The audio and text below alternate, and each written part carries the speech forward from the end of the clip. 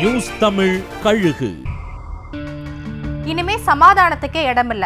பதில் கிடைக்காம இடத்தை விட்டு நகர்றதில்லன்னு வியூகத்தை மாத்திருக்காங்களாம் இடைநிலை ஆசிரியர்கள்.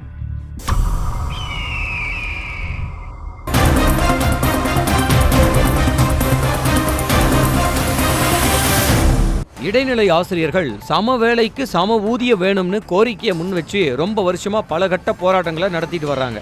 இந்த நிலையில 12ஆம் தேதி மறுபடியும் ஒரு பெரிய போராட்டத்தை முன்னெடுக்க இருக்கிறதா அறிவிச்சிருந்தாங்க.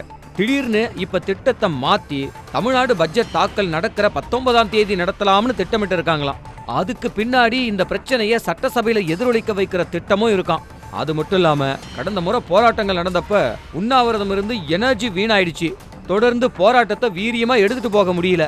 அதனால இந்த முறை சாப்பிட்டு போராட்டத்தை கையில் எடுக்கவும் போலீஸ் தங்களை கைது பண்ணி அப்புறப்படுத்தினா கூட மறுபடியும் போராட்டத்தை தொடரவும் பிளான் பண்ணியிருக்காங்களாம். மத்த முறை மாதிரி ஏதாவது கதை சொல்லி 3 மாசத்துல தீர்வு காணப்படும், குழு போடுறோம் அப்படின்னு சொன்னா ஏத்துக்கவே கூடாதுன்னு முடிவில் இருக்காங்களாம்.